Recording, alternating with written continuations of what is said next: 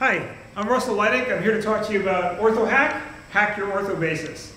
So this is a tool, it's an open source set of tools that was fully funded by TigerSpike's R&D department, tigerspike.com. This is a tool that is useful for creating, I won't say optimal, but very performant orthobasis transforms for whichever orthobasis function you might want. Whether you're talking about fast Fourier transforms, discrete cosine transforms, contourlets, ridgelets, Haar wavelets, even discontinuous weird stuff like noiselets, Orthohack is for you. Now, let me explain a little bit about, first of all, what a discrete orthobasis transform actually looks like. And by the way, Orthohack can handle other transforms other than orthobasis transforms, but because that's going to be probably the dominant use, I want to spend some time discussing this. So if we look at, let's say, a one-dimensional FFT, fast Fourier transform, what are we really doing? Okay, we're taking some signal in time. Here's an A for amplitude, right? And this signal does this in time, and I want to find out what the dominant, frequency components are in this. So there's, I don't know, 15 sample points or something.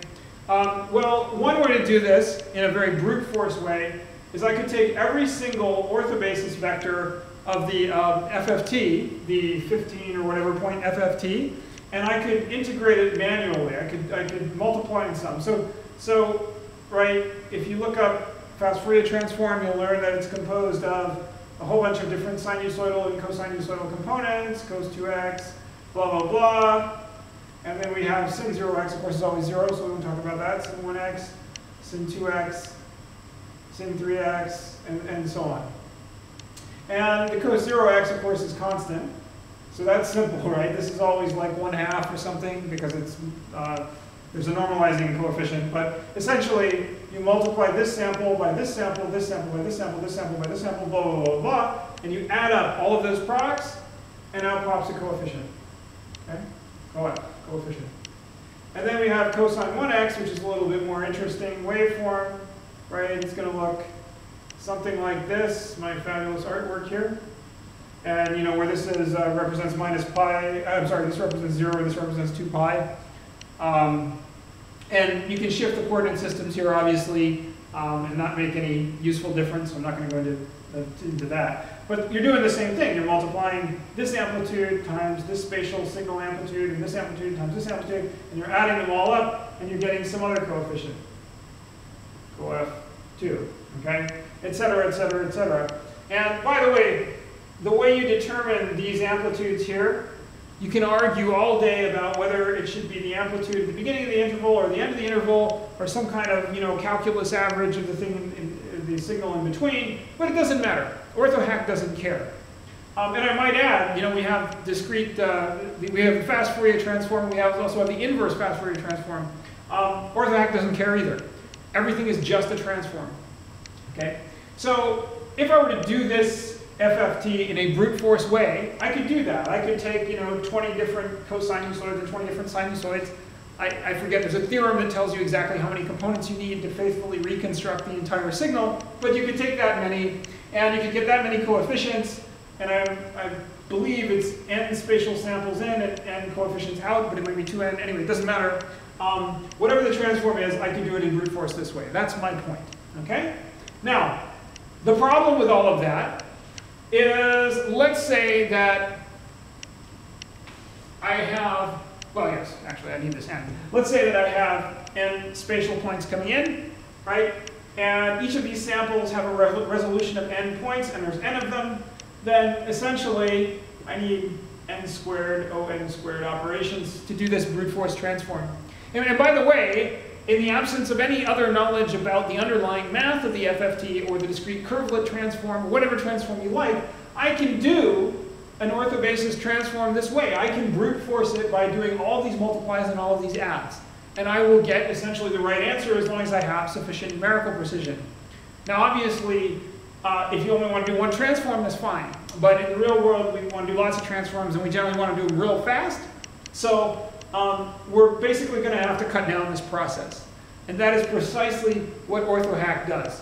So let me give you a little bit of background here as to the process in which Orthohack Orthohack is trying to intervene. So historically, we have some genius called Dr. Math. Maybe it's Joseph Fourier 200 years ago, and Dr. Math. And Dr. Math invents some kind of a transform. And this is, the discrete curvelet transform or something like this. And that transform is then publicized. There's a white paper, and the white paper is something that only 12 people in the whole world understand. And then there's this reference code. And the reference code is generally something that's not very practical. It's written in Mathematica or more popularly MATLAB, GNU Octave, something like that. And there's this poor person, and that's you. And you're this engineer. And you have to read the white paper and go through the reference code, and you want to convert it to some other language, and you want to produce a product, okay, that's based on the signal processing technique that's embodied by the transform and described in this way from Dr. Math. And Dr. Math doesn't care about you. He or she is never going to even reply to your emails and doesn't have enough time. So good luck, right? And if we think about it, okay, Fourier transforms have been around for like 2 centuries, and it's only like in the past decade or so that we've really started to optimize them very well. So this is a very, very long, painful process. And okay, of course, 200 years ago they didn't have MATLAB, so maybe that'll help a little bit. But remember, the newer orthobasis transforms are vastly more complicated than anything we had in the past as well. So it might be that this is always a century-long process or something of optimization. What Orthohack can help you with is this. Yeah, no kidding, okay? You've got to use the reference code, but all you have to do is generate sufficiently high-resolution samples of the orthobasis vectors that are used to do the transform, and orthobasis can essentially accomplish this. The caveat is it can't do it generically. So you have to say, I want a 7 by 5 by 15 transform in 3 dimensions, please. And Orthohack will crunch through all of the generated vectors, and it'll produce, usually, most of these transforms are something like O(n) log n, right?